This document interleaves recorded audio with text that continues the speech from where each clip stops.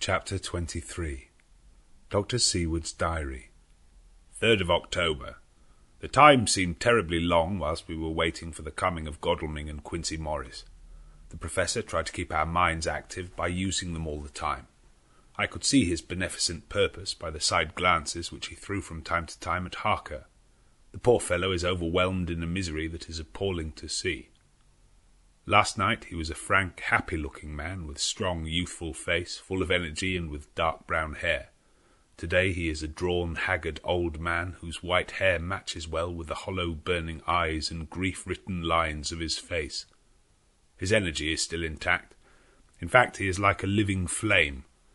This may yet be his salvation, for if all go well it will tide him over the despairing period. He will then, in a kind way, wake again to the realities of life. Poor fellow, I thought my own trouble was bad enough, but his... The Professor knows this well enough, and is doing his best to keep his mind active. What he has been saying was, under the circumstances, of absorbing interest. So well as I can remember, here it is. I have studied over and over again, since they came into my hands, all the papers relating to this monster. And the more I have studied, the greater seems the necessity to utterly stamp him out.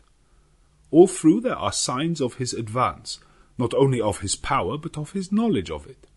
As I learned from the researches of my friend Arminus of Budapest, he was in life a most wonderful man, soldier, statesman, and alchemist, which latter was the highest development of the science knowledge of his time. He had a mighty brain, a learning beyond compare, and a heart that knew no fear and no remorse. He dared even to attend the scholomancer, and there was no branch of knowledge of his time that he did not essay. Well, in him the brain power survived the physical death, though it would seem that memory was not all complete. In some faculties of mind he has been, and is, only a child. But he is growing, and some things that were childish at the first are now of man's stature. He is experimenting, and doing it well. And if it had not been that we have crossed his path, he would be yet, he may be yet if we fail, the father or furtherer of a new order of beings, whose road must lead through death, not life. Harker groaned and said, And this is all arrayed against my darling. But how is he experimenting? The knowledge may help us to defeat him. He has all along since his coming been trying his power, slowly but surely. That big child brain of his is working. Well, for us it is as yet a child brain, for had he dared at the first to attempt certain things, he would long ago have been beyond our power. However, he means to succeed, and a man who has centuries before him can afford to wait and to go slow. Festina lente may well be his motto. I fail to understand, said Harker wearily. Oh, do be more plain to me. Perhaps grief and trouble are dulling my brain. The Professor laid his hand tenderly on his shoulder as he spoke. Ah, my child, I will be plain. Do you not see how of late this monster has been creeping into knowledge experimentally? How he has been making use of the zoophagous patient to effect his entry into friend John's home? For your vampire, though in all afterwards he can come when and how he will, must at the first make entry only when asked thereto by an inmate. But these are not his most important experiments. Do we not see how, at the first, all these so great boxes were moved by others? He knew not then, but that must be so. But all the time that so great child brain of his was growing. And he began to consider whether he might not himself move the box. So he began to help, and then, when he found that this be all right, he tried to move them all alone. And so he progress, and he scatter these graves of him, and none but he know where they are hidden. He may have intent to bury them deep in the ground, so that he only use them in the night, or at such time as he can change his form. They do him equal well, and none may know these are his hiding place. But, my child, do not despair. This knowledge come to him just too late. already all of his layers but one be sterilized as for him, and before the sunset this shall be so. Then he have no place where he can move and hide. I delayed this morning so that we might be sure. Is there not more at stake for us than for him? Then why we not be even more careful than him? By my clock it is 1 hour, and already, if all be well, friend Arthur and Quincy are on their way to us. Today is our day, and we must go sure, if slow, and lose no chance. See, there are 5 of us when those absent ones return. Whilst he was speaking, we were startled by a knock at the hall door, the double postman's knock of the telegraph boy. We all moved out to the hall with one impulse, and Van Helsing, holding up his hand to us to keep silence, stepped to the door and opened it. The boy handed in a dispatch. The professor closed the door again, and, after looking at the direction, opened it and read aloud. Look out for D. He has just now, 12:45, come from Carfax hurriedly, and hastened towards the south. He seems to be going the round, and may want to see you. Mina. There was a pause, broken by Jonathan Harker's voice. Now God be thanked, we shall soon meet. Van Helsing turned to him quickly and said, God will act in his own way and time. Do not fear and do not rejoice as yet, for what we wish for at the moment may be our undoings. I care for nothing now, he answered hotly, except to wipe out this brute from the face of creation. I would sell my soul to do it. Oh, hush, hush, my child, said Van Helsing. God does not purchase souls in this wise, and the devil, though he may purchase, does not keep faith. But God is merciful and just, and knows your pain and your devotion to that dear Madam Mina. Think you how her pain would be doubled, did she but hear your wild words? Do not fear any of us. We are all devoted to this cause, and today shall see the end. The time is coming for action. Today this vampire is limit to the powers of man, and till sunset he may not change. It will take him time to arrive here. See, it is 20 minutes past 1, and there are yet some times before he can hither come, be he never so quick. What we must hope for is that my Lord Arthur and Quincy arrive first. About half an hour after we had received Mrs. Harker's telegram, there came a quiet, resolute knock at the hall door. It was just an ordinary knock, such as is given hourly by thousands of gentlemen, but it made the professor's heart and mine beat loudly. We looked at each other, and together moved out into the hall. We each held ready to use our various armaments, the spiritual in the left hand, the mortal in the right. Van Helsing pulled back the latch, and holding the door half open, stood back, having both hands ready for action. The gladness of our hearts must have shone upon our faces when on the step, close to the door, we saw Lord Godalming and Quincy Morris. They came quickly in and closed the door behind them, the former saying, as they moved along the hall, It is all right. We found both places, 6 boxes in each, and we destroyed them all. Destroyed? Asked the professor. For him. We were silent for a minute, and then Quincy said, There is nothing to do but wait here. If, however, he doesn't turn up by 5 o'clock, we must start off, for it won't do to leave Mrs. Harker alone after sunset. He will be here before long now, said Van Helsing, who had been consulting his pocket-book. Nota bene, in Madame's telegram, he went south from Carfax. That means he went to cross the river, and he could only do so at slack of tide, which should be something before 1 o'clock. That he went south has a meaning for us. He is as yet only suspicious, and he went from Carfax first to the place where he would suspect interference least. You must have been at Bermondsey only a short time before him. That he is not here already shows that he went to Mile End next. This took him some time, for he would then have to be carried over the river in some way. Believe me, my friends, we shall not have long to wait now. We should have ready some plan of attack, so that we may throw away no chance. Hush! There is no time now.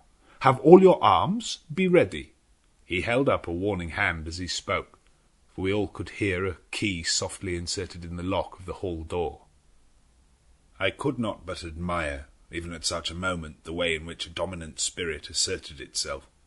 In all our hunting parties and adventures in different parts of the world, Quincy Morris had always been the one to arrange the plan of action, and Arthur and I had been accustomed to obey him implicitly. Now the old habit seemed to be renewed instinctively. With a swift glance around the room, he at once laid out our plan of attack, and without speaking a word, with a gesture, placed us each in position. Van Helsing, Harker and I were just behind the door, so that when it was opened the Professor could guard it, whilst we two stepped between the incomer and the door. Godalming behind and Quincy in front stood just out of sight, ready to move in front of the window. We waited in a suspense that made the seconds pass with nightmare slowness. The slow, careful steps came along the hall. The Count was evidently prepared for some surprise. At least he feared it. Suddenly, with a single bound, he leaped into the room, winning a way past us before any of us could raise a hand to stay him. There was something so panther-like in the movement, something so unhuman that it seemed to sober us all from the shock of his coming. The first to act was Harker, who with a quick movement threw himself before the door leading into the room in the front of the house. As the Count saw us, a horrible sort of snarl passed over his face, showing the eye-teeth long and pointed, but the evil smile as quickly passed into a cold stare of lion-like disdain. His expression again changed as with a single impulse we all advanced upon him. It was a pity that we had not some better organized plan of attack, for even at the moment I wondered what we were to do. I did not myself know whether our lethal weapons would avail us anything. Harker evidently meant to try the matter, for he had ready his great kukri knife and made a fierce and sudden cut at him. The blow was a powerful one, only the diabolical quickness of the Count's leap back saved him. A second less, and the trenchant blade had shorn through his heart. As it was, the point just cut the cloth of his coat, making a wide gap, whence a bundle of banknotes and a stream of gold fell out. The expression of the Count's face was so hellish that for a moment I feared for Harker, though I saw him throw the terrible knife aloft again for another stroke. Instinctively I moved forward with a protective impulse, holding the crucifix and wafer in my left hand. I felt a mighty power fly along my arm, and it was without surprise that I saw the monster cower back before a similar movement made spontaneously by each one of us. It will be impossible to describe the expression of hate and baffled malignity, of anger and hellish rage which came over the Count's face. His waxen hue became greenish-yellow by the contrast of his burning eyes, and the red scar on the forehead showed on the pallid skin like a palpitating wound. The next instant, with a sinuous dive, he swept under Harker's arm ere his blow could fall, and grasping a handful of the money from the floor, dashed across the room, threw himself at the window. Amid the crash and glitter of the falling glass, he tumbled into the flagged area below. Through the sound of the shivering glass, I could hear the ting of the gold as some of the sovereigns fell on the flagging. We ran over and saw him spring unhurt from the ground. He, rushing up the steps, crossed the flagged yard and pushed open the stable door. There he turned and spoke to us. "You think to baffle me, you, with your pale faces all in a row like sheep in a butcher's. You shall be sorry yet, each one of you. You think you have left me without a place to rest, but I have more. My revenge is just begun. I spread it over centuries, and time is on my side. Your girls that you all love are mine already, and through them you and others shall yet be mine, my creatures to do my bidding and to be my jackals when I want to feed. Bah!" With a contemptuous sneer he passed quickly through the door, and we heard the rusty bolt creak as he fastened it behind him. A door beyond opened and shut. The first of us to speak was the Professor, as, realizing the difficulty of following him through the stable, we moved toward the hall. "We have learned something, much. Notwithstanding his brave words, he fears us. He fear time, he fear want. For if not, why he hurry so? His very tone betray him, or my ears deceive. Why take that money? You follow quick. You are hunters of wild beast, and understand it so. For me, I make sure that nothing here may be of use to him, if so that he return." As he spoke, he put the money remaining into his pocket, took the title deeds in the bundle as Harker had left them, and swept the remaining things into the open fireplace, where he set fire to them with a match. Godalming and Morris had rushed out into the yard, and Harker had lowered himself from the window to follow the Count. He had, however, bolted the stable door, and by the time they had forced it open there was no sign of him. Van Helsing and I tried to make inquiry at the back of the house, but the mews was deserted and no one had seen him depart. It was now late in the afternoon, and sunset was not far off. We had to recognise that our game was up. With heavy hearts we agreed with the Professor when he said, "Let us go back to Madame Mina. Poor dear Madame Mina. All we can do just now is done, and we can there at least protect her. But we need not despair. There is but one more earth box, and we must try to find it. When that is done, all may yet be well." I could see that he spoke as bravely as he could to comfort Harker. The poor fellow was quite broken down. Now and again he gave a low groan which he could not suppress. He was thinking of his wife. With sad hearts we came back to my house, where we found Mrs. Harker waiting for us with an appearance of cheerfulness which did honour to her bravery and unselfishness. When she saw our faces, her own became as pale as death. For a second or two her eyes were closed as if she were in secret prayer, and then she said cheerfully, "I can never thank you all enough. Oh, my poor darling." As she spoke she took her husband's grey head in her hands and kissed it. "Lay your poor head here and rest it. All will yet be well, dear. God will protect us, if he so will it in his good intent." The poor fellow groaned. There was no place for words in his sublime misery.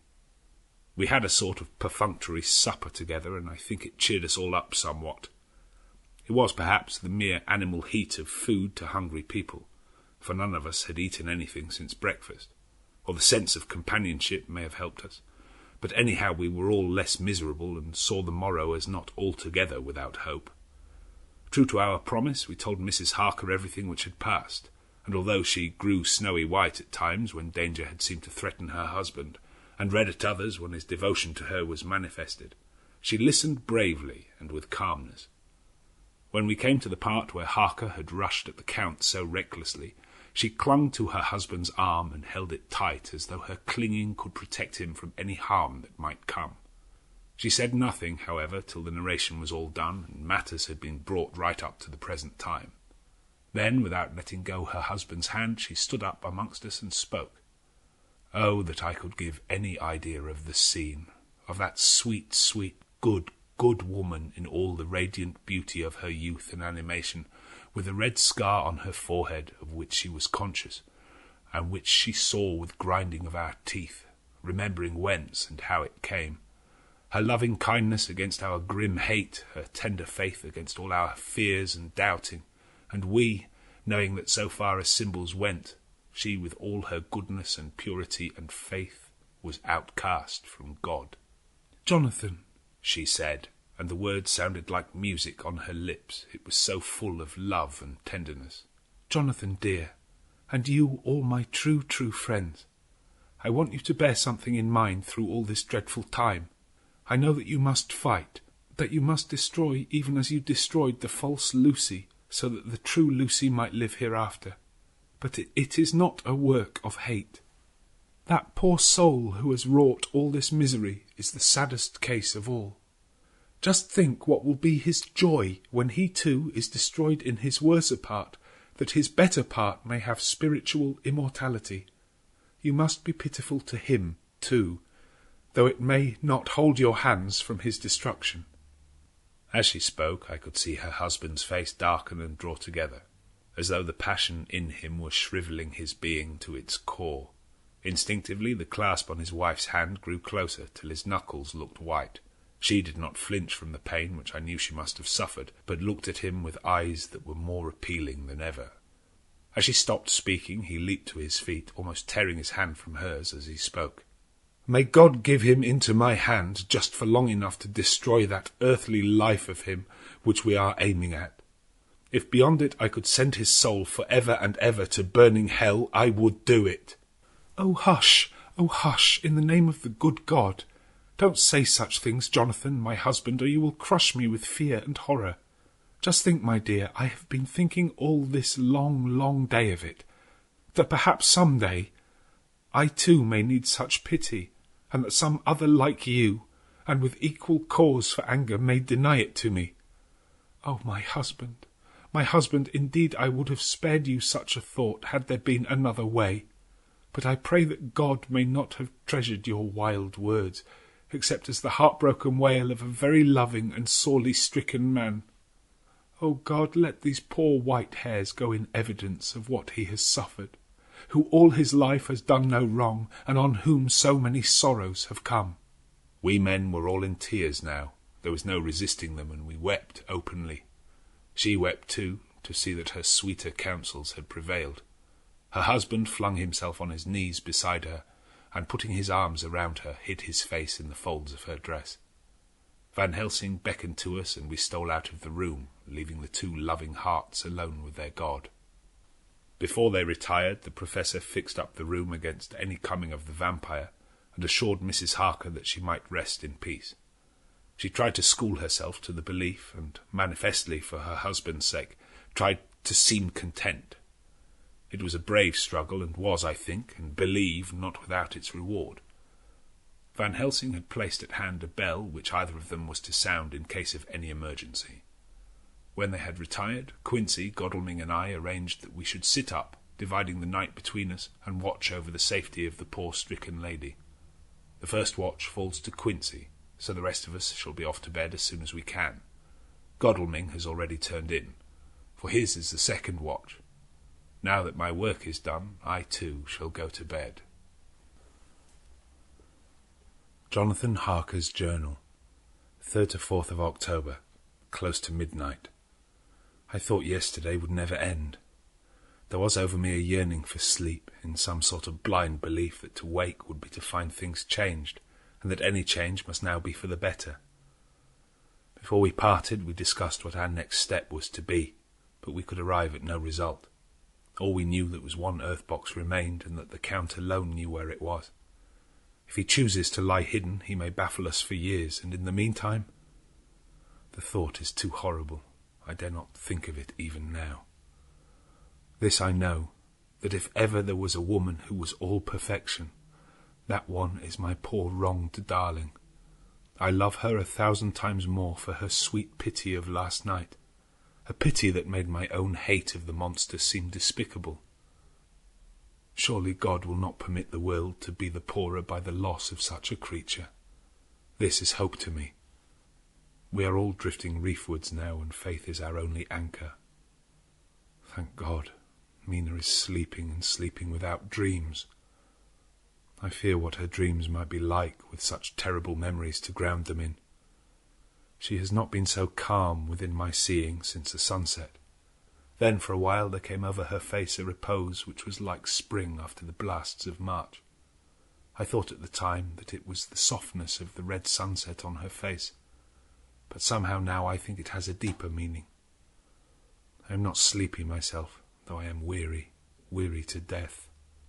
However, I must try to sleep, for there is tomorrow to think of, and there is no rest for me until...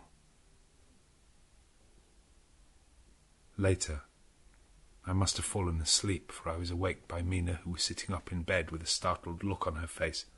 I could see easily, for we did not leave the room in darkness. She had placed a warning hand over my mouth, and now she whispered in my ear, "Hush! There is someone in the corridor."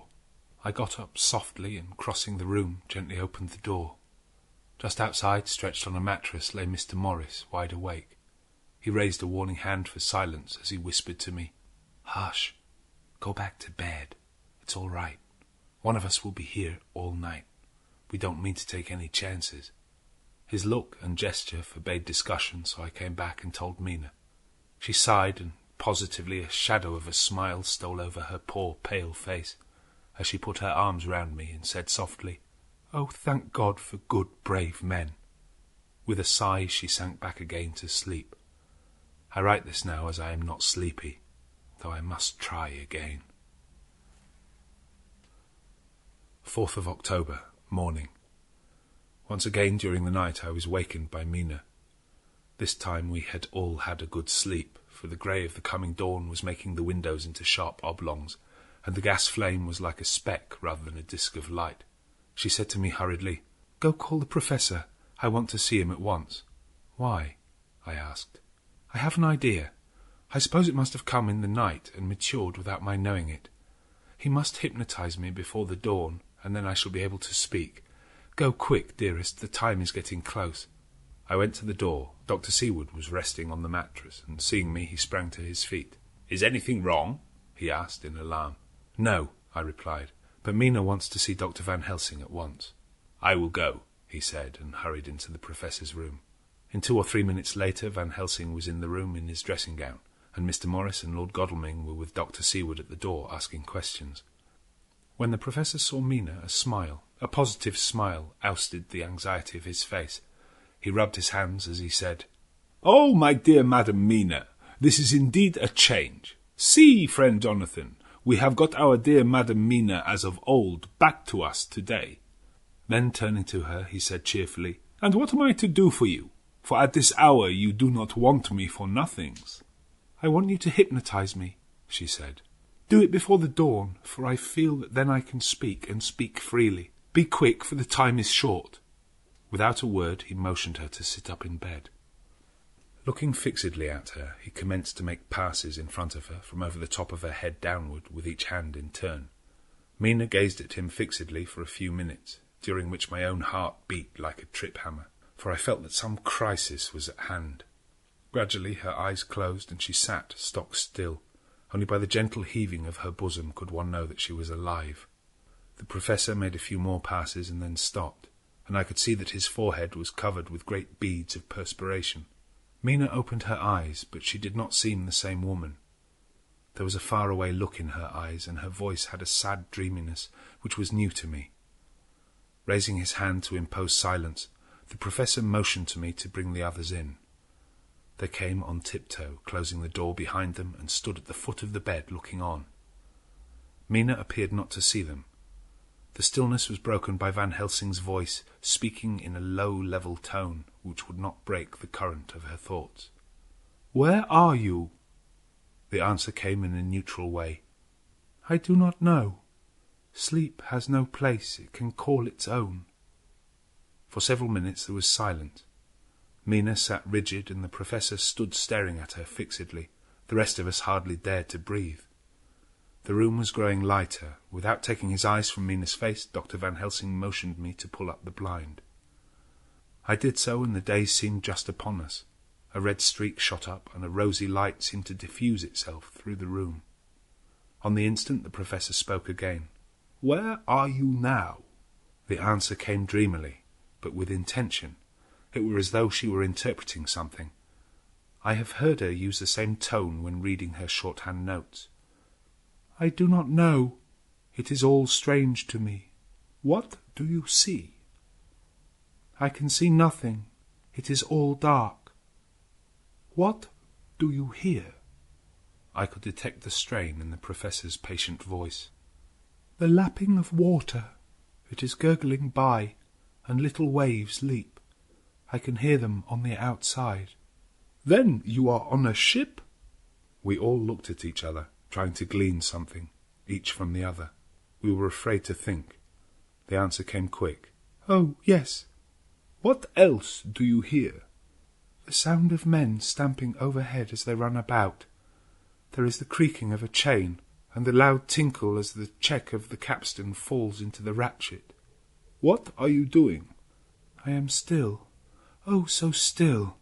It is like death." The voice faded away into a deep breath as of one sleeping, and the open eyes closed again. By this time the sun had risen, and we were all in the full light of day. Dr. Van Helsing placed his hands on Mina's shoulders and laid her head down softly on her pillow. She lay like a sleeping child for a few moments, and then with a long sigh awoke and stared in wonder to see us all around her. "Have I been talking in my sleep?" was all she said. She seemed, however, to know the situation without telling, though she was eager to know what she had told. The Professor repeated the conversation, and she said, "Then there is not a moment to lose. It may not be yet too late." Mr. Morris and Lord Godalming started for the door, but the Professor's calm voice called them back. "Stay, my friends. That ship, wherever it was weighing anchor whilst she spoke. There are many ships weighing anchor at the moment in your so great port of London. Which of them is it that you seek? God be thanked that we have once again a clue, though whither it may lead us we know not. We have been blind somewhat, blind after the manner of men, since when we can look back we see what we might have seen looking forward, if we had been able to see what we might have seen. Alas, but that sentence is a puddle, is it not? We can know now what was in the Count's mind when he seized that money, though Jonathan's so fierce knife put him in the danger that even he dread. He meant escape. Hear me? Escape. He saw that with but one earth-box left and a pack of men following like dogs after a fox, this London was no place for him. He have take his last earth-box on board a ship, and he leave the land. He think to escape, but no, we follow him. Tally-ho, as friend Arthur would say when he put on his red frock. Our old fox is wily, oh so wily, and we must follow with wile. I too am wily, and I think his mind in a little while. In meantime we may rest and in peace, for there are waters between us which he do not want to pass, and which he could not if he would, unless the ship were to touch the land, and then only at full or slack tide. See, and the sun is just rose, and all day to sunset is to us. Let us take bath and dress and have breakfast, which we all need, and which we can eat comfortably, since he be not in the same land with us.